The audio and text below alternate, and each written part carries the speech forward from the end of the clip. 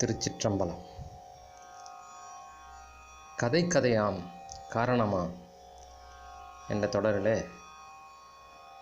இன்று நாம் சிந்திக்க இருப்பது மார்க்கண்டேயருடைய கதை. மார்க்கண்டேயருடைய கதை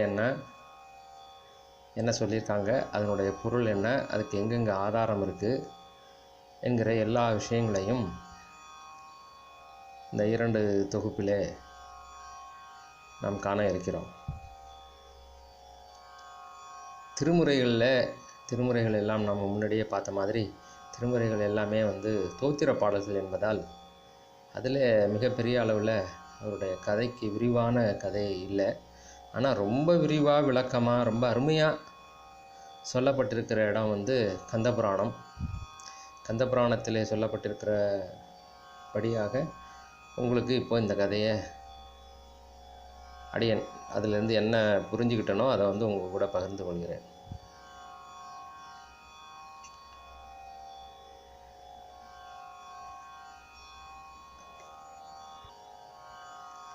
காஷ்யப முனிவர்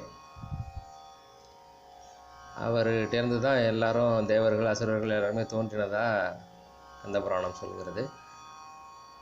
அதில் அசுரகுருவான சுக்கராச்சாரியார் அசுரகுலத்தில் பிறந்த சுரசை என்கிற பெண்ணிடம், இந்த அசுரகுலம் தலைத்து ஓங்க வேண்டுமென்றால் அதில் பிறக்கக்கூடிய பிள்ளைகள், அந்த அசுரகுலத்தில் தோன்றக்கூடிய பிள்ளைகள் மிகுந்த தெய்வ பலம் வாய்ந்தவர்களாக இருக்க வேண்டும். தெய்வ பலம் ஒன்று தான் தேவர்களையெல்லாம் காத்துக்கிட்டு இருக்கு. அசுரர்கள் தெய்வ பலம் இருந்தாலும் அதுக்கு பிறகு தன்னுடைய அகங்காரத்தினால அழிந்து போகிறார்கள். அப்படி அவங்க அழியக்கூடாது, அவங்களுக்கு மிக அதிகமான தெய்வ பலம் வேணும்னா தெய்வ பலம் உள்ளவனை போய் சேர்ந்துக்கோ. ஒரு அற்புதமான கருத்து அது.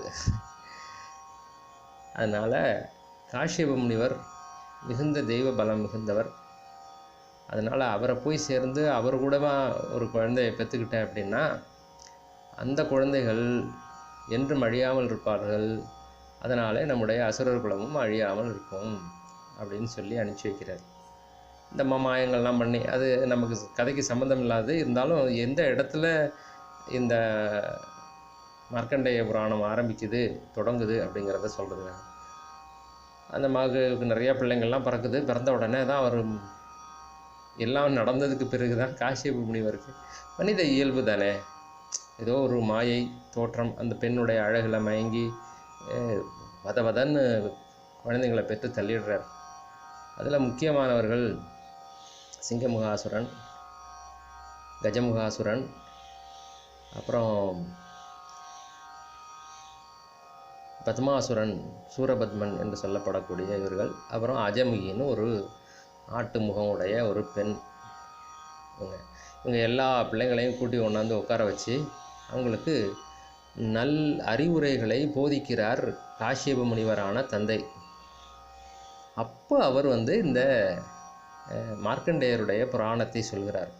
குழந்தைகளே, நீங்கள் என்றும் அழியாமல் நீடித்து நிலைத்து வாழ வேண்டுமென்றால் ஒருத்தருடைய கதை இருக்குது, அதை கேட்டுக்கோங்க. ஏன்னா அந்த கதைப்படி நீங்களும் இருந்தீங்கன்னா நீங்களும் எப்போதும் அழியாமல் நீடித்து சிரஞ்சீவியாக வாழலாம். அந்த அர்த்தத்தினுடைய கதையை அதுக்காகத்தானே சொல்கிறது. இப்போ நம்ம கதையாக காரணமான ஆரம்பிச்சிருக்கிறது கூட அந்த அர்த்தத்தில் தானே. அவர் சொல்கிற கதையை நான் ரொம்ப சுருக்கமாக சொல்கிறேன். ஏன்னா இது வச்சன நடையில் இருக்கக்கூடிய கந்த புராணத்தில் கிட்டத்தட்ட 25-30 பக்கத்துக்கு மேலே போகுது. பேசினோம்னா ஒரு மணி நேரம் 2 மணி நேரம், ஏன் ஒரு நாளே பேசலாம், அந்த அளவுக்கு இருக்குது விஷயங்கள். நான் ரொம்ப சுருக்கமாக அந்த கதையை அதனுடைய அங்கே கந்த புராணத்தில் சொல்லியிருக்கபடி நான் அதை சொல்கிறேன். கடகம் என்கிற ஊரில் குச்சகன் என்கிற ஒரு மகா முனிவர் வாழ்ந்து வருகிறார். அவருடைய மகன் பேர் கௌசிகன். குச்சக முனிவருடைய மகன் பேர் கௌசிகன். அவர் வளர்ந்து ஒரு 10-11 வயசு 12 வயசு ஆன உடனே, அப்பா நான் போய் தவம் செய்ய போகிறேன், ரொம்ப நல்லது மகனே, போய் செய்துட்டு வா. ஏன்னா இவரும் தவ யோகி முனிவர், அதனால் அவர் பையனும் அதே வழியில் போகிறதுனால அவரை வழி அனுப்புகிறார். கௌசிகன் போயிட்டு கடுமையான தவம் செய்கிறார். அன்னம் தண்ணி ஆகாரம் இல்லை, இரவு பகல் தெரியல. இறைவனை நினைந்து கடுமையான தவம் செய்கின்ற போது அவர் அசையாமல் அப்படியே ஒரு இடத்துல உட்காந்துருந்ததுனால அந்த காட்டில் போகிற வர மிருகங்கள்லாம் ஏதோ இது ஒரு குட்டையான மரம் போல இருக்குன்னுட்டு அவர் உடம்புல அரிக்கும் போது அப்படியே அவர் உடம்புல போட்டு தேய்ச்சிக்கிட்டே போகும். அப்படி நடந்தப்போ என்ன ஆயிடுச்சு அப்படின்னா, அவருடைய உடம்புல இருக்கிற சதையெல்லாம் தேய்ந்து எலும்பு வெளியில் தெரியுது. அதையும் கூட பொருட்படுத்தாமல் அவர் கடும் தவம் செய்கிறார். அவருடைய தவம் எந்த அளவுக்கு கடுமையான தவங்கிறத குறிக்கக்கூடிய இது. அதனால் அந்த கௌசிகன் அவருக்கு மிருகங்கள் வந்து அவர் மேலே உராய்ந்து அந்த அளவுக்கு கடுந்தவம் செய்தவர் என்கிற காரணப்பெயராக கௌசிகன் முனிவருக்கு மிருகண்டூயர் அப்படின்னு பெயர் வந்தது. அவர் பல காலம் தவம் செய்து நல்ல தவ வலிமையோடு வந்து தந்தையை வணங்கி, தந்தையே உங்களுடைய ஆசீர்வாதத்தோடு நான் போய் நல்ல தவம் செய்துட்டு வந்தேன், இறைவனுடைய ஆசீர்வாதம் எனக்கு நிறையா இருக்குது, நான் வந்து என்னால் முடிந்த அளவு இந்த உலகத்தில் என்ன நன்மைகளை செய்ய முடியுமோ செய்கிறேன், ரொம்ப சந்தோஷம் மகனே, நீ ஒரு திருமணத்தை செய்து கொண்டு இல்லற வாழ்வில் இருந்து கொண்டு எல்லாத்தையும் செய்ய அப்படின்ட்டு குச்சக முனிவர் சொல்கிறார். உடனே மிருகண்டூயர் என்கிற கௌசிகன் அவர் என்ன சொல்கிறார் அப்படின்னா, அப்பா கல்யாணம் பண்ணிக்கிட்டாலாம் எதுவும் செய்ய முடியாது,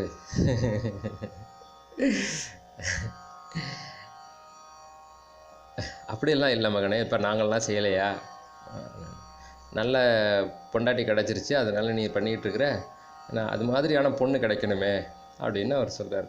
நீ கவலைப்படாத, உனக்கு என்ன மாதிரி பொண்ணு வேணும்னு சொல்லு, நான் உனக்கு அதே மாதிரி பொண்ணு நான் கல்யாணம் பண்ணி வைக்கிறேன் அப்படின்ட்டு அதுக்கு மிருகண்டூயர் பெரிய லிஸ்ட்டு போடுறார். உதாரணத்துக்கு 2-3 சொல்கிறேன். ஏன்னா பெரிய லிஸ்ட். அந்த லிஸ்ட்டில் இதில் புஸ்தகத்திலே பார்த்திங்கன்னா 1.5 பக்கத்துக்கு வருது அந்த லிஸ்ட்டே, எவ்வளவு என்னென்ன சொல்லியிருக்கிறாருன்ட்டு. தாய் இல்லாமல் இருக்கக்கூடாது, தகப்பன் இல்லாமல் இருக்கக்கூடாது, சகோதரன் இல்லாமல் இருக்கக்கூடாது, சகோதரி இல்லாமல் இருக்கக்கூடாது, முன்னாடி பிறந்திருக்கக்கூடாது, பின்னாடி பிறந்திருக்கக்கூடாது, சிரிக்கக்கூடாது, அதிர்ந்து சிரிக்கக்கூடாது, அதுக்குன்னு எப்போ பார்த்தாலும் மூஞ்ச உம்முனே வச்சுக்கிட்டு இருக்கக்கூடாது, அதை செய்யக்கூடாது, இது செய்யக்கூடாது, இது மாதிரி பண்ணணும், அது மாதிரி பண்ணணும். அப்பா பெரிய லிஸ்ட்டு போடுறார். அவர் குச்சக முனிவருக்கு மயக்கமே வந்திருக்கும்னு தோணுது எனக்கு. சரி பரவாயில்லப்பா, நீ கேட்குற மாதிரி பொண்ணை நான் பார்த்து உனக்கு கல்யாணம் பண்ணி வைக்கிறேன் அப்படின்னு சொல்லிட்டு அவர் அந்த பொண்ணை தேடிட்டு போகிறார். அப்புறம் அனாமயம் அப்படிங்கிற ஒரு அனாமயம்ங்கிற வனம், அதில் உசாத்திய முனிவர் அவருடைய மகள் விருத்தை என்கிற பெண், இவர் என்னவா தேடிட்டு இருக்கிறாரோ இந்த குணநலன்களும் எல்லா பொருத்தங்களும் இருக்கக்கூடிய ஒரு பெண்ணாக, உத்தமமான பெண்ணாக தெரிகிறார். அதை கேள்விப்பட்டு அவர் அங்கே போய் அந்த பொண்ணை பேசி முடிவு செய்யணும்னு போகிறார். இவர் போய் எல்லாத்தையும் சொல்லி, என் பையன் அந்த மாதிரி கடுமையான தவம் செய்த தவசீலர், உங்கள் பொண்ணு தான் அந்த பையனுக்கு பொருத்தமாக இருக்குது அப்படின்னு பேசி முடிவு பண்ண போகிற சமயத்தில் என்ன ஆகுது அப்படின்னா, ஒரு யானை அந்த பெண்ணை தண்ணி எடுத்துகிட்டு வரும்போது அந்த பெண்ணை விரட்டவும் அவள் ஓடி போய் கிணத்துல விழுந்து செத்து போயிடுறா. யார்? விருத்தை. இந்த மிருகண்டூயருக்கு பார்த்த பொண்ணு கிணத்துல விழுந்து இறந்துட்டா. பெரிய கிணறாக இருக்கும் இல்லையா அப்போல்லாம். உடனே குச்சக முனிவர் போய் தூக்கு அந்த பொண்ணை அப்படின்னு தன்னுடைய தவ வலிமையால் அந்த பொண்ணுக்கு உயிர் கொடுக்குறார்.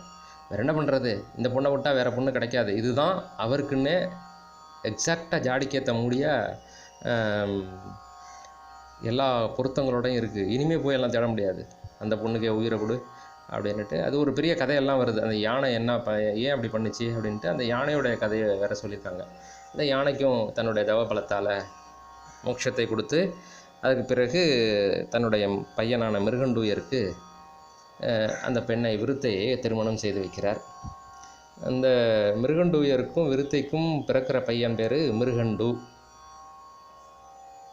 அவரும் அதே மாதிரி தவங்கள்லாம் பண்ணிட்டு வந்து இது பண்ணி கல்யாணம் பண்ணி வைக்கிறாங்க. அவர் இந்த மாதிரி கேட்டாரா என்னன்னு தெரியல, எனக்கு இந்த மாதிரி பொண்ணு வேணுன்ட்டு. ஏன்னா இவரே மிருகண்டூயரே வந்து ஏற்கனவே பெரிய லிஸ்ட்டு போட்டதுனால அதை பையன்கிட்ட கேட்டிருக்க மாட்டார், இவரே அந்த மாதிரி பார்த்து தான் செஞ்சுருப்பார்.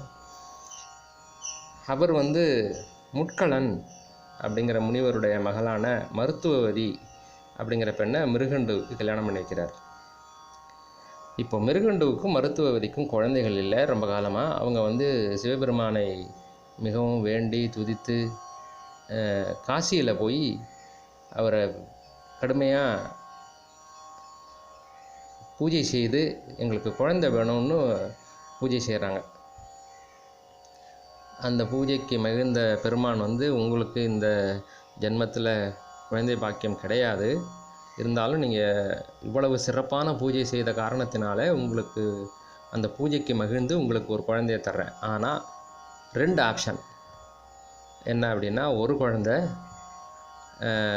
புத்தி இருக்காது, உடலில் நோய் நிறைய மிகுந்து இருக்கும், சொன்ன பேச்சு கேட்க மாட்டான், அறிவு இருக்காது, அந்த மாதிரி ரொம்ப மோசமான ஒரு குழந்தை 100 வயது வாழக்கூடியது அது வேணுமா?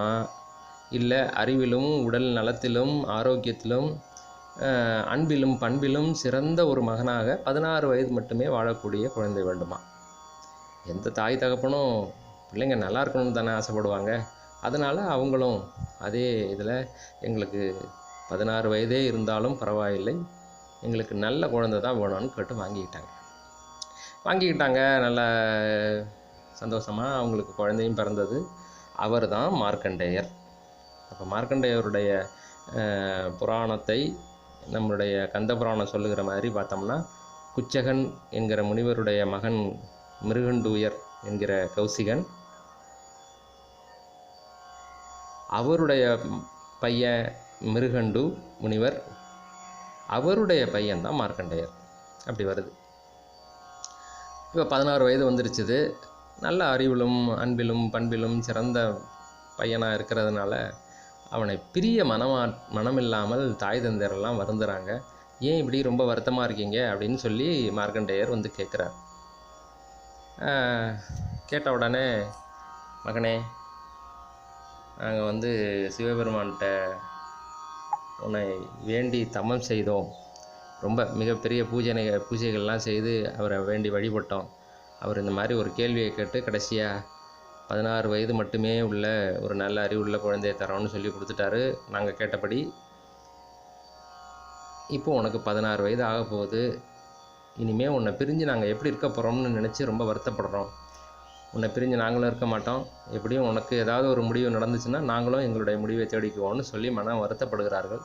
தாய் தந்தையருடைய மன வருத்தத்தை தாங்க மாட்டாத தனையன் என்ன சொல்கிறாருன்னா, கவலைப்படாதீங்க, வரம் கொடுத்தவர் இங்கே தானே இருக்கிறாரு, அவர்கிட்டே போய் நான் கேட்குறேன், நான் என்ன பாவம் செஞ்சேன், எதற்காக எனக்கு இந்த மாதிரி ஒரு விதியை விதித்தீர்கள் அப்படின்னு நான் அவர்கிட்ட போய் கேட்டு மாற்றி எழுதி வாங்கிட்டு வரேன், அது வரைக்கும் நீங்கள் அமைதியாக இருங்கன்னு சொல்லிட்டு இவர் போய் சிவபெருமானை நோக்கி கடுமையான தவத்தை செய்கிறார். அதாவது மனதிலே சிவபெருமானை பூசணைகளோடு செய்கிறார். ரொம்ப அருமையாக இருக்குது இந்த இதில் நம்முடைய திருமுறைகளில் அவர் சொல்கிறது. இப்போது அவர் செய்கிற பூசணைக்கும் இதனுடைய விளக்கத்தை வந்து நம்ம விளக்கத்தில் பார்ப்போம். அவர் கடுமையான தவம் செய்கிறார் அல்லது பூஜை செய்கிறார், எது நடந்தாலும் சரி. ஆனால் இது வந்து என்ன நடக்குது அப்படின்னா, வெளிப்புறத்தில் நடக்காமல் உள்புறமாக நடக்கிறது. எல்லாம் உள்ளுக்குள்ளே நடந்துகிட்டு இருக்கு இந்த பூஜனைகள்லாம். வெளியிலேருந்து பார்க்குறவங்களுக்கு பெருசாக பூஜை செய்கிற மாதிரியோ இதெல்லாம் தெரியாது. ஆனால் ஏதோ தியானத்தில் உட்காந்துருக்காங்க அப்படின்னு மட்டும் தெரியும். என்ன தியானம் பண்ணிக்கிட்டு இருக்கிறாங்கன்னு தெரியாது. இப்போ நம்ம பண்ணுற தியானம் மாதிரியெல்லாம் கிடையாதுங்கிறதுக்கான ஆதாரம் பின்னாடி வருது நமக்கு. ஓகே, அவர் சிவபெருமானை ஆத்மார்த்தமாக நினைத்து பூஜை செய்து வழிபட்டு இறைவனை நினைத்து தியானத்தில் ஆழ்ந்திருக்கிறார். அந்த சமயத்தில் அவருடைய மரண சமயம் வரும்போது முதல்ல யம கிங்கரர்கள், யம தூதர்கள் அவங்க தான் வருவாங்க. வந்து, ஐயா இது மாதிரி, அவர் காதிலே வாங்கலை, பேசான்னு உட்காந்துருக்கிறாரு. போய் கேட்டங்கய்யா, அவர் வந்து காதிலே வாங்கிக்கல, கம்முன்னு உட்காந்துருக்கிறாரு. உடனே யமன் வந்து தன்னுடைய அமைச்சரான நமனையை அனுப்புகிறார். அவர் வந்து சொல்கிறார், உங்களுடைய காலம் முடிஞ்சிருச்சுது, அதனால் உங்களுடைய உயிரை நாங்கள் வந்து எடுத்துகிட்டு போகிறோம், நீங்கள் அதுக்கு ஒத்துழைக்கணும் அப்படின்னு சொல்லிட்டு அவர் அதையும் கண்டுக்கலை. ரொம்ப தீவிரமாக சிவபெருமானை நோக்கி தியானத்தில் தவத்தில் பூஜனை, அதாவது உள்ளரே நடக்கக்கூடிய அந்த பூசணையிலே ஆழ்ந்துட்டார். சரி, அவர் வந்து ஒரு மாதிரியான நிலையில் இருக்கிறாரு, அவர்கிட்ட போய் நம்ம ரொம்ப வம்பு பண்ணக்கூடாது. ஏன்னா அவர் ஒரு தவசீலர், பெரிய ஆள் இல்லையா? அவர்கிட்ட போய் வம்பு பண்ணோம்னா நமக்கு ஏதாவது பிரச்சனை வரும்னு நம்மனும் போய் யமன், காலன் என்று சொல்லக்கூடிய அந்த யமன் இடத்துல போய் முறையிடுறார். ஐயா, அது மாதிரி கூட்டம், அவர் வரமாட்டேங்கிறாரு, அடம் பண்ணால் கூட பரவாயில்ல, அடித்து ஓச்சு இழுத்துட்டு வரலாம். அவர் பாட்டுக்கு கண்ணை மூடி தியானத்தில் இருக்கிறாரு, சிவபெருமானை நினச்சி தியானத்தில் இருக்கிறாரு, அது மட்டும் நல்லா தெரியுது. அதனால் எனக்கு கொஞ்சம் யோசனையாக இருக்குது, என்ன பண்ணலான்னு கேட்குறதுக்காக வந்தேன். அப்படியா பண்ணோம், நான் போய் பார்த்துட்றேன் என்னான்ட்டு. நல்லா இருக்குது. அந்த கந்தபுராணத்தில் இந்த யமன் பேசக்கூடிய அந்த வசனங்கள் எல்லாம் ரொம்ப அருமையாக இருக்குது. அதாவது தேவாதி தேவர்களும் கூட அவர்களுடைய காலம் முடிஞ்சிருச்சு அப்படின்னா அவர்களையும் கட்டி இழுத்து வரக்கூடிய சக்தி வாய்ந்த இந்த பாசக்கயிறை சிவபெருமான் எனக்கு கொடுத்துருக்குறான். அப்போது தன்னுடைய அகங்காரத்தில் அவன் செய்யலை, அவன் கொடுத்த வேலையை ரொம்ப சரியாகத்தான் அவர் செய்கிறாரு. இருந்தாலும் அந்த நாள் வரைக்கும் ஒரு சட்டம் ஒன்று இல்லை அப்படிங்கிறதுனால இது வந்து சாதாரணமாக நடந்துருச்சு. வந்தார், வந்துட்டு ஏய் பாலகனே வா, உன்னுடைய காலம் முடிஞ்சிருச்சுது, போகணும் அப்படின்னு சொல்லவும், இல்லை நான் சிவபெருமான்கிட்ட ஒரு வழக்கு இருக்குது, அதை தீர்த்துட்டு அவர்கிட்ட கேட்டுக்கிட்டு தான் நான் அப்புறமா வர்றதா என்னங்கிறத டிசைட் பண்ணணும். அதனால் இப்போது நீங்கள் சொல்கிறதுக்கு நான் வர முடியாது, என்னை மன்னிச்சிருங்கன்னு சொல்லிட்டு இவர் மறுபடியும் தியானத்தில் உட்காந்துட்டார். என்ன தைரியம் உனக்கு? தேவாதி தேவர்கள், அவங்களுக்கு மேலே இருக்கிறவங்க, இவங்களே கூட அவதார புருஷர்களாக இருக்கிறவங்க கூட அவங்க இந்த மண்ணை விட்டு போகக்கூடிய காலம் வந்துருச்சுன்னா நாங்கள் வந்து வாங்கன்னு கூப்பிடுவோம், அவங்க பாட்டு கிளம்பி கையை பிடிச்சிட்டு வந்துடுவாங்க, நல்ல பிள்ளையாட்டம். நீ இப்படி பண்ணுறன்னு அப்போ கொஞ்சம் அகங்காரம் வந்துருச்சு. உடனே அந்த பாசக்கயிறை தூக்கி போட்டான். அது கதைப்படி என்ன சொல்கிறாங்க அப்படின்னா, அவர் சிவலிங்கத்தை இறுக கட்டி பிடித்து கொண்டிருந்தார். அப்போது இந்த போட்ட பாசக்கயிறு சிவலிங்கத்துக்கு மேலேயும் சேர்ந்து விழுந்துருச்சு. அதனால் என் மேலேயே பாசக்கயிறை போடுறியான்னு சிவபெருமான் வந்தார். அந்த சிவலிங்கத்தை உடச்சிக்கிட்டு சிவபெருமான் வந்து யமனை எட்டி உதைத்தார். யமன் கீழே விழுந்து இறந்து போனான். சூலத்தால் குத்தி அவனை கொன்றார் அப்படின்னு கதை இருக்குது. இதனுடைய பொருளும் விளக்கமும் பார்க்கும்போது அது நல்லா டீட்டெயிலாகவே பார்ப்போம். எனக்கு அந்த சிவலிங்கத்தை கட்டிப்பிடிச்சிக்கிட்டார் அப்படிங்கிற விஷயத்தில் உடன்பாடு இல்லை. இருந்தாலும் அது கதையினுடைய இதில் சொல்லும்போது அப்படி தான் சொன்னால் தான் நல்லா சுவையாக இருக்கும். அதற்கு பிறகு எல்லா தேவர்களும் எல்லாரும் வேண்டவும், யமன் சரியாக தானே பண்ணான், நீங்கள் எப்போதும் சொல்லியிருக்கிற மாதிரி உங்களுடைய கணக்குப்படி அவருடைய ஆயுள் முடிந்த உடனே அவன் வந்து எடுக்கணும் தானே, அவன் சரியாக தானே செஞ்சான், அவனை வந்து இந்த மாதிரி நீங்கள் பண்ணது சரியா, இதுக்கு என்ன காரணம்னு சொல்லணும் அப்படின்னு சொன்ன உடனே அப்போ அவர் சொல்கிறார், இது நாள் வரைக்கும் நீ எப்படி பண்ணிகிட்டு இருந்தியோ எனக்கு தெரியாது, இன்னையிலேருந்து புது ரூல்ஸ் நோட் பண்ணிக்க. எவனொருவன் என் பெயரையோ என்னை முறையாக வழிபடக்கூடிய அடியார்களுடைய திருநாமத்தையோ சொல்லுகிறார்களோ அவர்களை யமனும் யமன் தூதரும் வேறு எவனும் வந்து பிடிக்கக்கூடாது. அவங்களுக்கு டைம் முடிஞ்சு போச்சு வாங்கன்னு சொல்லி கூப்பிடக்கூடாது. அப்படி உங்களுக்கு சந்தேகம் வந்துச்சு அப்படின்னா, சாமி என்ன சாமி உங்கள் பேரை சொல்கிறான், திருஞான சம்பந்தருடைய பேரை சொல்கிறான், நாவுக்கரசருடைய பேரை சொல்கிறான், இந்த ஆள் எப்படி அப்படின்னு என்கிட்ட தான் கேட்கணும். நீ நான் பார்த்து ஆமாம் அவன் ரொம்ப நல்ல உண்மையான அடியார், அதனால் நான் அவனை கவனிச்சுக்கிறேன்னு சொல்லிவிட்டு சிவகணங்களை அனுப்பி மரியாதையோடு நான் அழைச்சிட்டு போவேன். அவங்க சிவலோகத்துக்கு தான் வருவாங்க, யமலோகத்துக்கு போக மாட்டாங்க. புரிஞ்சுதா? அடுத்து ஒரு வேளை அந்த சொல்கிறவன் வந்து சும்மா ஏமாத்துறதுக்காக சொல்கிறான்னா நான் வந்து கண்டுக்க மாட்டேன். இவன் சும்மா டுபாக்கரு, நீ பிடிச்சிட்டு போகணும், கண்ணை மட்டும் அப்படி காமிச்சிடுவார், அவ்வளோதான். உடனே வழக்கம் போல் போட்டு அடித்து இழுத்து வாடா, இவ்வளோ நாள் வம்பு பண்ணிகிட்டு இருந்தது இல்லாமல் இப்போ சாமி பேரை சொல்லி வேறு ஏமாற்ற பார்க்குறியான்னு நல்லா வெளுத்து இழுத்துட்டு போவாங்க. இதுதான் வந்து அந்த சட்டம் வந்தது. அதற்கு பிறகு யமன் உயிர் பிழைக்க பெற்றார். இந்த விஷயங்கள்லாம் நடந்தது காசியிலே என்று கந்தபுராணத்தில் இருக்கிறது. ஆனால் நம்ம வந்து அந்த அமைப்பை வந்து அப்படியே திருக்கடவூரிலே நடந்ததாக ஒரு பாவனையிலே அங்கே நாம் வணங்கி வருகிறோம். இதுவும் ஒரு கருத்தாக இருக்கிறது.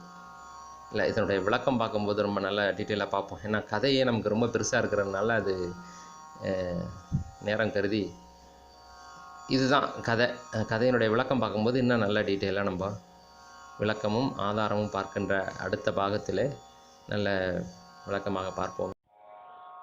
திருச்சிற்றம்பலம்.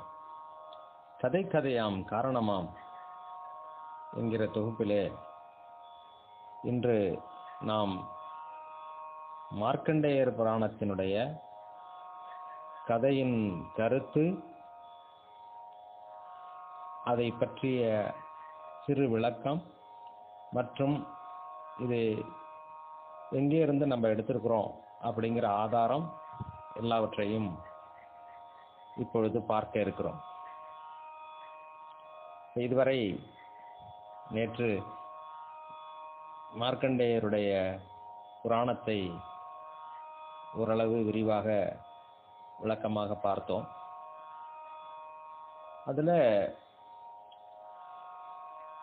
சொல்லப்பட்டிருக்கக்கூடிய கருத்து என்ன, அதுலேருந்து நம்ம என்ன எடுத்துக்க வேண்டியது இருக்கு அப்படின்னு சொல்லிட்டு பார்த்தோம்னா, மார்க்கண்டேயர் அப்படிங்கிற அந்த பெயரையே பொதுவாக ஒவ்வொரு பெயருக்கும் காரணம் இருக்கும். பெயர் காரணம் அப்படின்னு ஒன்று இருக்கும்.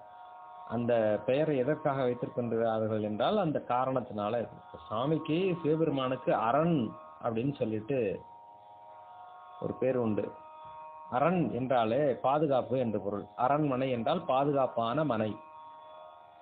சுற்றி அகழி வெட்டியிருப்பாங்க, நல்ல பெரிய பெரிய கோட்டை மதில்கள் எழுப்பியிருப்பாங்க.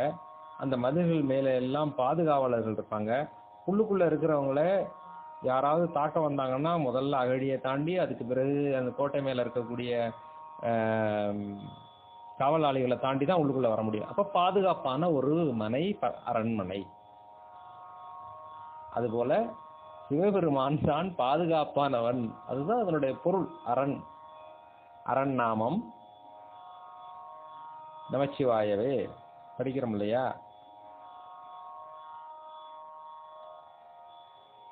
அது மாதிரி மார்க்கண்டேயர் அப்படின்ற பெயரை நாம் பிரித்து பார்க்கின்ற போது மார்க்கம் கண்ட ஐயன் அப்படின்னு பிரிக்கலாம். ரொம்ப நல்லா இருக்கும். எனக்கு ரொம்ப பிடிச்சிருந்தது அந்த மாதிரி பிரித்து பார்க்கும்போது. எல்லா மனிதர்களும் வென்றதை சென்று விதி வந்தால் சாவோம் என்று வாழ்ந்து கொண்டிருக்கும் போது அந்த விதியை மாற்றுவது எப்படி, ஏன் அப்படித்தான் போக வேண்டும் அப்படின்னு வேற ஒரு மார்க்கத்தை கண்டுபிடித்தவர் மார்க்கம் கண்ட ஐயர், மார்க்கண்டேயர். இது ஒரு கருத்து, அப்படி வச்சுக்கோங்க. இன்னொரு விஷயம் என்ன அப்படின்னா, விதி வலியது, அதை யாராலும் மாற்ற முடியாது, வேற வழி இல்லை, அனுபவிச்சுதான் தீரணும். இப்படியெல்லாம் சொல்லிட்டு இருக்கிறவங்களுக்கு விதியையும் மாற்றலாம். யாரை போய் பார்த்தா மாற்ற முடியும்? அதை மாற்றுவதற்கான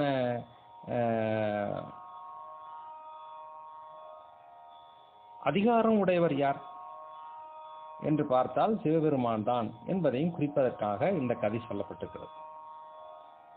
இதுல ரொம்ப முக்கியமான ஒரு விஷயம் என்ன அப்படின்னா, அங்கே சிவலிங்கத்தை பிளந்து கொண்டு கூற்றை உதைத்து கொன்றவர் யார் என்று பார்த்தால் ஸ்ரீகண்ட ருத்திரர். அப்ப ஸ்ரீகண்ட ருத்திரர் வரைக்கும் கீழே மனிதர்கள் இருந்து ஆரம்பிச்சு முனிவர்கள், ரிஷிகள், ஞானிகள், யோகிகள், தேவாதி தேவர்கள், அவங்களுடைய தலைவன் இந்திரன், அதுக்கு மேல பிரம்மா, அதுக்கு மேல திருமால், இவங்க வரைக்கும் கால தத்துவத்துக்கு கட்டுப்பட்டவங்க. அதனால காலன் அவர்களுடைய உயிரை எடுத்து செல்வான். காலத்தே சரியாக காலன் உயிரை எடுத்து செல்வான். ஸ்ரீகண்ட ருத்திரர் கால தத்துவத்தை கடந்தவர். அவரை யார் நினைக்கிறார்களோ, அவரோடு யார் சேருகிறார்களோ அவர்களும் காலதத்துவத்தை கடந்தவர்கள் என்கிற கருத்தை வலியுறுத்துவதற்காக யார் ஸ்ரீகண்ட ருத்ரரை நினைச்சுக்கிட்டு இருக்காங்களோ அவங்கள காலன் தொடக்கூடாது, அவர்கள் காலதத்துவத்தை கடந்தவர்கள். ஏதாவது புரியுதா, குழப்பமா இருக்கா? சரி, ரைட்டு. உங்களுக்கே குழம்பும் போல எனக்கு தெரிகிறதுனால நான் அதை விளக்கமாக சொல்லிடுறேன். காலதத்துவத்தை கடந்தவர்கள்லாம் என்ன அப்படின்னா, ஒரு சிலர் சொல்லுவாங்க, நான் 48 நாள் விரதம் இருந்தேன் சார் அப்படின்னா அவர் காலதத்துவத்துக்குள்ள இருக்கிறாருன்னு அர்த்தம். நான் போய் உட்காந்தேன், கண்ணை மூடி உட்காந்தேன், எவ்வளோ நேரம் தியானம் பண்ணனே எனக்கு தெரியாது, இவங்க காலதத்துவத்தை கடந்து இருந்துட்டு வந்திருக்காங்கன்னு அர்த்தம். ரொம்ப சிம்பிளான விளக்கம், இவ்வளோதான் அடியனுக்கு தெரிஞ்சது. எவ்வளோ நேரம் தியானம் பண்ணேன்னு தெரியாது, எவ்வளோ நேரம் சாமி கும்பிட்டேன்னு தெரியாது, எத்தனை நாள் அங்கே உட்காந்துருந்தேன்னு தெரியாது, தூக்கம் மறந்து சாப்பாடு மறந்து என்ன நாள் ஓடிக்கிட்டு இருக்குன்னே கூட தெரியாத அளவுக்கு தன்னை மறந்து ஒருத்தவங்க உட்காந்துருந்தாங்கன்னா அவங்க காலதத்துவத்தை கடந்துட்டாங்கன்னு அர்த்தம். இதுதான் அதனுடைய பொருள். மற்றவங்க எல்லாம் காலத்துக்கு நேதிக்கு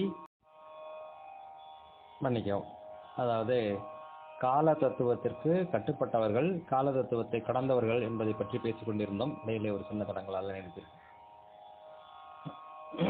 இப்போ விதியை மதியால் வெல்வது, விதியை வெல்லலாம் என்கிற கருத்தையும் இந்த மார்க்கண்டேயருடைய சரிதம் நமக்கு புலப்படுத்துகிறது. அதுக்கு முன்னாடி விதின்னா என்ன, விதின்னா எல்லாருக்குமே ரொம்ப பயம்.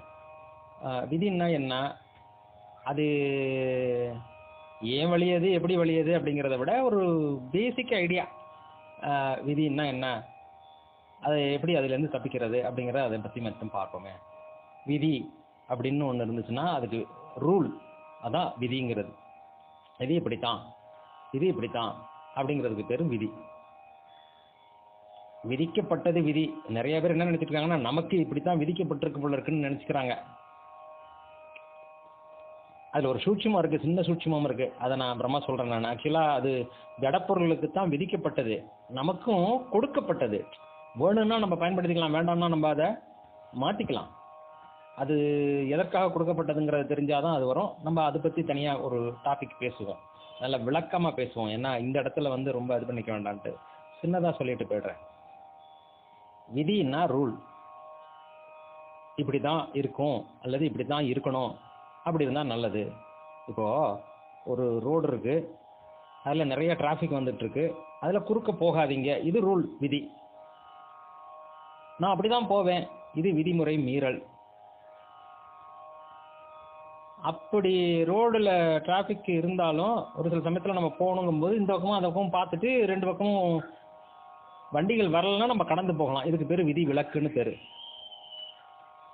அடுத்தது விதி மாற்றம்னு ஒன்று இருக்குது. விதி, விதிமுறை மீறல், விதி விலக்கு, அடுத்தது விதி மாற்றம்னு ஒன்று இருக்குது. அது என்னன்னு பார்த்தீங்கன்னா, நிறைய கார்கள் இதுகள்லாம் வந்துக்கிட்டு போயிட்டு இருக்கோம், கனரக வாகனங்கள்லாம் கூட வரும். இருந்தாலும் டிராஃபிக் போலீஸ் கையை காட்டினார்னா எல்லாம் நிற்கும், நம்ம எந்த தொந்தரவும் இல்லாமல் கடந்து போயிட்டே இருக்கலாம். இது விதிமுறை, விதி மாற்றம். இது சிவபெருமானால் மட்டுமே முடியும் அப்படிங்கிறதுக்கு நிறைய சான்றுகள் இருக்கு. கண்டியூர் வரைக்கும் வந்துட்டாரு சேரமான் பெருமானை அழைச்சிக்கிட்டு சுந்தரமூர்த்தி சுவாமிகள்.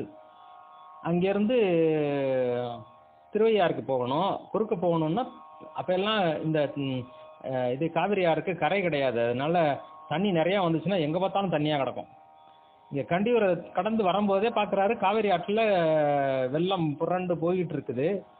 ஐயாருடைய அடிகளோ, இங்கேருந்து இந்த சத்தம் அந்த தூரமாக இருக்கிற திருவையாறு சாமிக்கு கேட்கணுங்கிறதுக்காக அவர் கோயிலுக்குள்ளே இருக்கிறார்.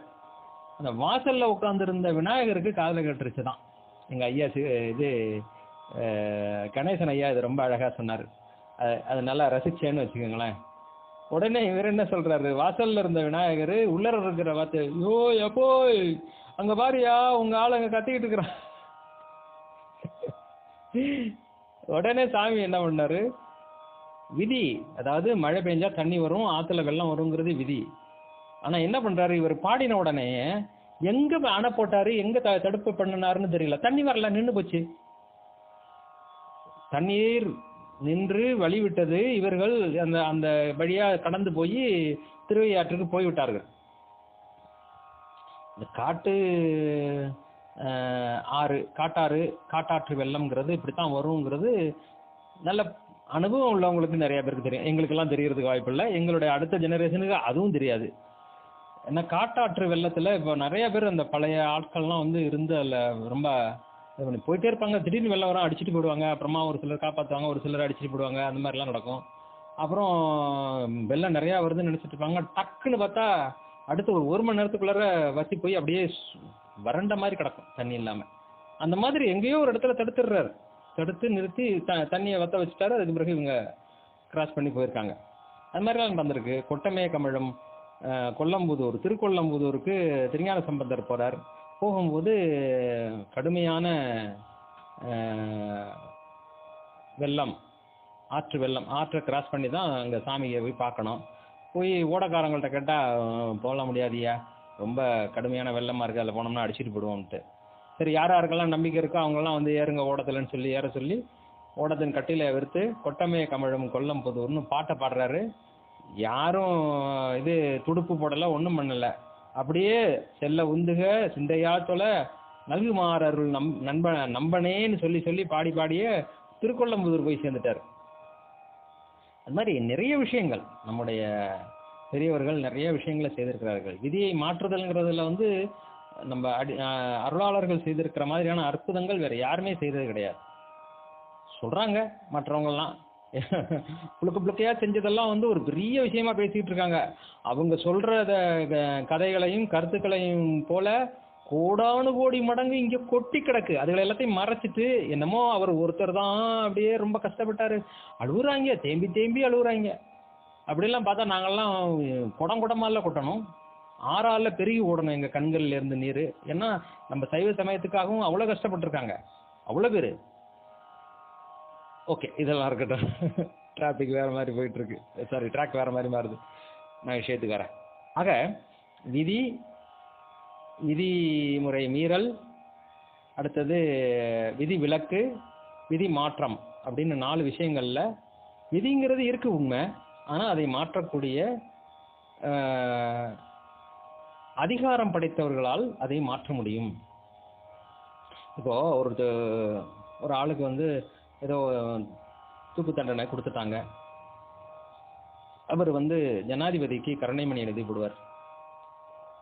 ஐயா நான் அது மாதிரி செய்யலை, ஏதோ இதில் போனேன், அதில் தவறுதெல்லாம் நடந்துச்சு அப்படி இப்படின்னு ஏதோ அவருடைய இதை சொல்லி நான் இனிமேல் செய்யலை, நான் வந்து ரொம்ப நல்லவனாக இருக்கிறேன்னு ஏதோ அவர் ரொம்ப இறங்கி கேட்டு இது பண்ணும்போது அவருக்கே மனசு கஷ்டமாக இருக்கு. சரி போகிறேன், அவனை தூக்கு தண்டனையிலேருந்து போடாமல் ஒரு கொஞ்ச நாள் இதில் கொடுத்துட்டு அதுக்கு பிறகு அவனை ரிலீஸ் பண்ணுங்க. எப்படி மாற்றலாம்ல? சட்டம் தான், ரூல் தான். இருந்தாலும் விதியை மாற்றக்கூடிய அதிகாரம் மனிதர்களுக்கே இருக்கின்ற போது எல்லாம் வல்ல பரம்பொருளாகிய சிவபெருமானுக்கு அந்த அதிகாரம் உண்டல்லவா? இதுதான் நம்ம ரொம்ப முக்கியமாக தெரிஞ்சுக்க வேண்டியது. ரொம்ப அற்புதமான ஒரு விஷயம். மார்க்கண்டேயருடைய வரலாற்றிலிருந்து நாம் தெரிந்து கொள்ள வேண்டியது என்னவென்றால், அவரே சொல்லியிருக்கார், ஆமாம் 16 வயசு தான் அவனுக்கு அப்படின்னு சொல்லிட்டு. ஆனாலும் அவருடைய அறிவை கொண்டு அவர் மேல்நிலைக்கு வருகின்ற போது அதுக்குண்டான பலனை அவர் கொடுக்க வேண்டும். அதே மாதிரி நமக்கு என்ன பண்றது, என் விதி அப்படின்னுலாம் இருந்துடக்கூடாதுங்கிறதுக்காக இது நல்ல விஷயங்களை தொடர்ந்து முயற்சி செய்து கொண்டே இருக்க வேண்டும். அதற்குரிய பலனை இறைவன் தருவார். அதற்குரிய பலனாக விதி மாற்றப்படும். விதியை மாற்றுவதற்கான வழியும் உண்டு அப்படிங்கிறத நமக்கு ரொம்ப அருமையாக புரிய வைப்பதற்கான ஒரு அற்புதமான கருத்தை உடையது தான் இந்த மார்க்கண்டேயர் புராணம் அப்படிங்கிறது ஒரு பாயிண்ட். அடுத்ததாக திருமந்திரத்தில் திருமூலர் இதை ரொம்ப அற்புதமான ஒரு விஷயமா சொல்லியிருப்பார். ஒவ்வொருத்தவங்களும் ஒரு மாதிரி பார்ப்பாங்க. அவர் அந்த காலத்திலேயே பயங்கரமான பகுத்தறிவுவாதி. இப்போ இருக்கிறவங்கலாம் பகுத்தறிவு வியாதி. சரி, அது கிடக்கட்டும். அதை பற்றி பேசணும்னா எனக்கே ஒரு மாதிரி ஆகிடும். அதனால் அது ரொம்ப எடுத்து உடச்சி பேசினார். எல்லாத்தையும் எடுத்து உடச்சி ஓப்பனாக இதுதான் இப்படி தான் அப்படின்னு சொன்னவர். அவர் சொல்கிறார் 10ஆம் திருமுறை 2ஆம் தந்திரம் பதிவழியில் வீரட்டம் 8 அப்படிங்கிறதுல 7வது பாடலாக மேலை துவாரத்து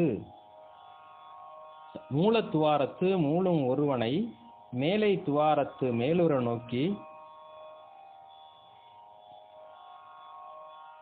காலனை காலால் காய்ந்தங்கு ஞாலக்கடவுர் நலமாயிருந்ததே அப்படின்னு வருது அந்த மந்திரம். அதனுடைய பொருள் என்ன சொல்றாங்க அப்படின்னா, நம்முடைய அந்த கதையினுடைய கருத்து என்ன அப்படின்னா, மூலாதாரத்தில் இருக்கக்கூடிய குண்டலினி என்கிற அந்த அக்னியை தொடர்ந்து சிவபெருமானை வணங்கி அந்த காற்றை பிடிக்கும் கணக்கறிவார் இல்லை, காற்றை பிடிக்கும் கணக்கு அறிவார்க்கு கூற்றை உதைக்கும் குறி அதுவாமே அப்படின்னு சொல்லி வேற ஒரு மந்திரத்துல சொல்லியிருப்பார். கூற்றை உதைத்த கதை தானே இது. அப்போ இந்த இதையும் அதையும் லிங்க் பண்ணி அவர் சொல்றார். அதாவது என்னன்னா, நாம் காற்றை பிராணாயாமத்தின் மூலமாக அந்த பூரித்தல், கும்பித்தல், ரேசித்தல்ங்கிற இதில் செய்யும் போது என்ன ஆகும் அப்படின்னா, உள்ளர இருக்கிற அந்த குண்டலினி சக்தியானது வெளியில போறதுக்கு வழி தெரியாம ஒரு ப்ரெஷர் உள்ளர கிரியேட் ஆகும்போது அது சுழுமுனை நாடி வழியா மேல கவாலம் வழியாக வெளியேறும். அல்லது இப்படி மேல வந்துடுச்சு அப்படின்னா அவங்க காலதத்துவத்தை கடந்துருவாங்க. அவங்களுக்கு எதுவும் தேவையில்லை, இது காலனால அவங்கள ஒன்றும் பண்ண முடியாது, அவங்க மரணத்தை கடந்தவர்களாக ஆகிவிடுவார்கள். ரொம்ப அற்புதமான விஷயம் இது. ஒரு யோக விஷயங்கிறாங்க. அது அவ்வளவு அறிவும் அனுபவமும் அடியனுக்கு கிடையாது. எனக்கு தெரிஞ்சது ஏதோ உளறி வச்சிருக்கிறேன். நல்லா தெரிஞ்சவங்க புரிஞ்சுக்கங்க, தெரியாதவங்க தெரிஞ்சவங்கள்ட்ட கேட்டு தெரிஞ்சுக்கங்க. ஆனா இது மார்க்கண்டேயருடைய சரிதம் எதை சொல்லுகிறது என்பதை திருமூல தேவநாயனார் கூறிய விதத்திலே அடியேன் சொல்கிறேன். அதே மாதிரி இப்போ ஆதாரங்களை ஒரு ஆதாரம் கொடுத்தாச்சு. அதாவது என்னது, திருமந்திரத்திலிருந்து ஒரு ஆதாரம் கொடுத்தாச்சு. இப்போ மற்ற ஆதாரங்களை அடியேன் குறித்து வைத்திருக்கிறேன்.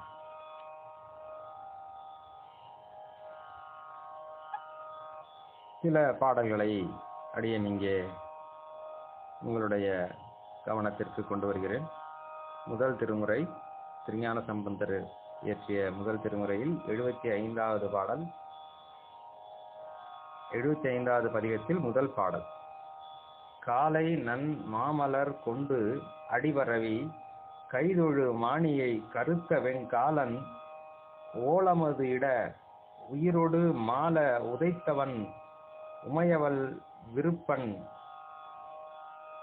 எம்பெருமான் மாலை அணுக ஓதம் உளவி மறு திரை சங்கொடு கவளம் முன் உந்தி வேலை அணையும் சோலைகள் சூழ்ந்த வெங்குரு மேவி உள் வீற்றிருந்தாரே. இது ஒரு பாடல். இதுல ரொம்ப அருமையா சொல்லியிருப்பார். அவர் தொடர்ந்து சிவபூஜை செய்து வர, அந்த சிவபூஜை செய்து கொண்டிருக்கின்ற போது அவருடைய உயிரை எடுத்து செல்ல வந்த காலனை உதைத்து அவன் அலறி விழுந்து இறந்து போக செய்தவர் அப்படின்றது. அடுத்த பாடல் 2ஆம் திருமுறை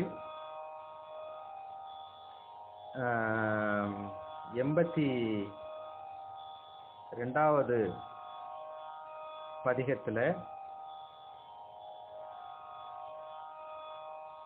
3வது பாடல் 82. அதுல 3வது பாடல்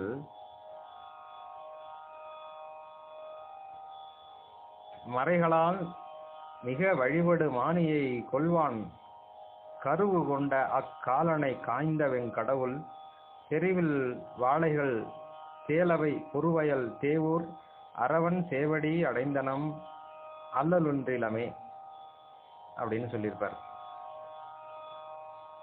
அடுத்தது 3வது திருமுறை 77வது பாடல், 77வது பதிகம், 6ஆம் பாடல். 77:6.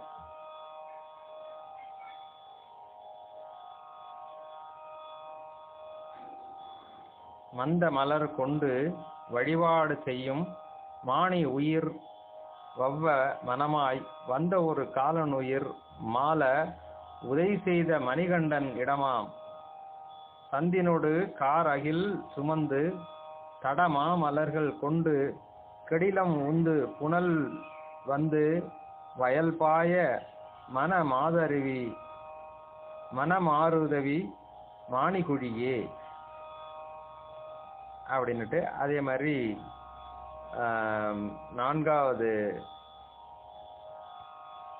திருமுறை அதில் 65வது பாடல்,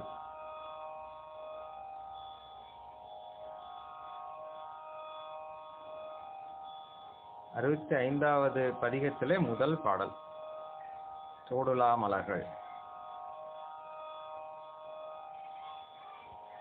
இது திருநாவுக்கரசர் அருளியதுல.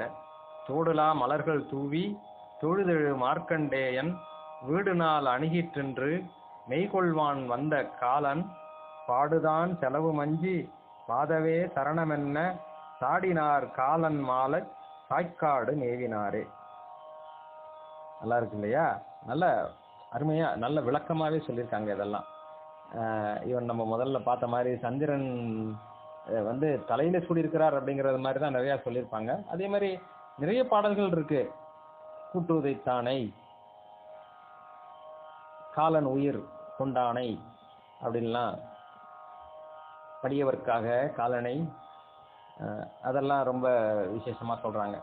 இதுல இன்னொரு விஷயம் நம்ம கதையை சொல்லும் போது சொல்லியிருந்தோம். அதாவது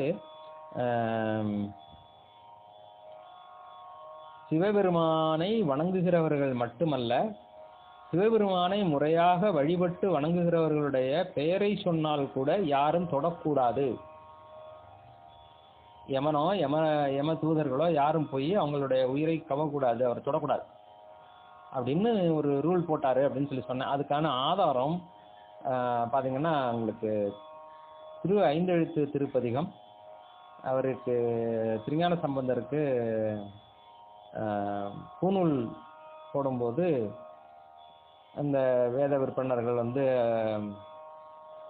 அவருக்கு மந்திர சொல்லி கொடுப்பாங்க. சொல்லி கொடுத்துட்டு சொன்னாங்க, நாங்கள் ஏதோ எங்களுக்கு தெரிஞ்ச மந்திரத்தை சொல்லியிருக்கிறோம், நீங்கள் ஓதாமல் உணர்ந்த பெரியோர் 3.5 வயதிலேயே ஸ்கூலுக்கு எதுக்கும் போகாமல் தோடுடைய செவியன்லேருந்து ஆரம்பித்து எவ்வளவோ பாடல்கள் பாடியிருக்கீங்க, நீங்கள் எங்களுக்கு என்ன சொல்கிறீங்க அப்படின்னு அவங்க மந்திரம் சொல்லி கொடுத்தவங்க திருப்பி கேட்டிருக்காங்க. அப்போ அவர் சொல்லியிருக்கிறார். அதில் வந்து 4வது பாடலில்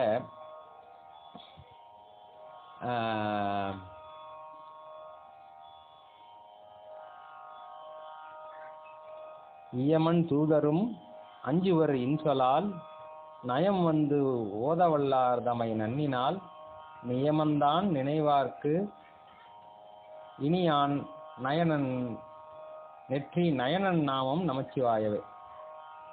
மன்னிக்கவும், நான் மாற்றி சொல்லிட்டேன். ஆக்சுவலி இது நமசிவாய பதிகத்தில் வருது, அதில் சொன்ன பாடல் இல்லை. இயமன் தூதரும் அஞ்சுவர் இன்சொலால் நயம் வந்து ஓதவல்லார் தம்மை நன்னினால் நியமந்தான் நினைவார்க்கு இனியான் நெற்றி நயனன் நாமம் நமச்சிவாயவே. காதலாகி கசிந்து கடைசியாக பாடினார் இல்லையா, அந்த பாடலில் 4வது பாடலில் இதை சொல்லியிருக்கார். இந்த அஞ்செழுத்து திருப்பதியும் அப்புறமா நமசிவாய திருப்பதியும் கொஞ்சம் கன்ஃபியூஷன், அதனால் கொஞ்சம் மாற்றி சொல்லிட்டேன், மன்னிக்கவும். இதனுடைய பொருள் என்ன அப்படின்னா, ஈயமன் தூதரும் அஞ்சுவர், யமனுடைய தூதரும் அஞ்சுவர். யாரை பார்த்து அப்படின்னா, இன்சொலால் நயம் வந்து ஓதவல்லார்தமை நன்னினால், நம்ம சொல்லணும்னு கூட இல்லை, யாராவது ஒருத்தவங்க நமசிவாய மந்திரத்தை விதிப்படி முறைப்படி சொல்லிட்டு இருக்காங்க அப்படின்னா அவங்க பேரை சொன்னாலே போகிறோம். இப்போ நம்ம இதில் யாராவது பெரிய நண்பர்கள் எல்லாம் இருக்காங்க, அவங்க பேரை சொல்லலாம், திருநாவுக்கரசர் பேரை சொல்லலாம், திருஞான சம்பந்தர் பேரை சொல்லலாம். ரொம்ப முடியல, கஷ்டமாக இருக்குது, எங்கே உயிர் போயிடுமோ அப்படிங்கிற ஒரு பயம் வருது அப்படின்னா உடனடியாக திருஞான சம்பந்தரே உங்களுடைய திருவடி சரணம் சரணம் அப்படின்னு சொன்னால் வந்து உயிரை பிடிக்க வந்து விட்டுட்டு ஓடிடுவான். இது என்னடா திடீர்னு திருஞான சம்பந்தருடைய திருவடிகள் சரணம்னு சொல்கிறான் அப்படின்னுட்டு. அதுதான் அதனுடைய பொருள். இயமன் தூதரும் அஞ்சுவர் இன்சொல்லால் நயம் வந்து ஓத வல்லார்தமை நன்னினால், அந்த நியமத்தோடு சொல்லப்படுற அவங்களுடைய பேரை சொன்னாலே பயப்படுவாங்க அப்படின்ட்டு. நான் முன்னாடியே சொன்ன மாதிரி அந்த மாதிரி ஒரு சந்தேகம் வந்துச்சுன்னா உடனே அவங்க கேட்பாங்க சிவபெருமான்கிட்ட, சாமி என்ன விஞ்ஞான சம்பந்தர் பேரை சொல்கிறான்னு. அயோக்கிய இவ்வளோ நாள் வரைக்கும் பண்ணுறதெல்லாம் பண்ணிட்டு இருந்தான், இப்போ திடீர்னு இந்த பாட்டை வேற இந்த ஒரு ஆள் ஒருத்தர் சொல்லிவிட்டானா அதனால அதை படிச்சுக்கிட்டு திருஞான சம்பந்தர் பேரை சொல்லி ஏமாத்த பார்க்குறான், நல்லா வெளுத்து இழுத்துட்டு போங்கன்னா. அப்படியா சங்கதி, சரி சரி எங்கள்கிட்ட சொல்லிட்டீங்களா நாங்கள் பார்த்துக்குறோம்னுட்டு அவங்க எப்படி வெளுத்து இழுத்துட்டு போகணுமோ அது மாதிரி எடுத்துகிட்டு போயிடுவாங்க. அதனால் உண்மையானவங்களாக இருந்தால், உண்மையான அன்போடு திருஞான சம்பந்தரை கடைசி நேரமாவது நினைத்தால், பாவம் என்னன்னு தெரியல நல்லவனா தெரிகிறான், அந்த உண்மையான மனசோட அவன் திருஞான சம்பந்தரை வேண்டான், பார்க்கலாம், அதனால் அவனை ரொம்ப கஷ்டப்படுத்தாதீங்க அப்படின்னு சொல்லுவார் சுவாமி. ஆக இதுதான் அடியனுக்கு தெரிந்த விளக்கம், கருத்து மற்றும் நிறைய ஆதாரங்கள் நிறைய இருக்குது. இருந்தாலும் கொஞ்சம் நல்ல டீட்டெயிலாக கொஞ்சம் விளக்கமாக இருக்கக்கூடிய ஆதாரங்களை தான் எடுத்து இங்கே அடியும் சொல்லியிருக்கிறோம். எம்மால் முடிந்த அளவுக்கு இந்த மார்க்கண்டேய புராணத்தினுடைய கதையினுடைய கருத்தையும் அதனுடைய விளக்கத்தையும் இறை அருளாலே இந்த அளவு சொல்லி இதை நிறைவு செய்கிறேன். நன்றி, வணக்கம், திருச்சிற்றம்பலம்.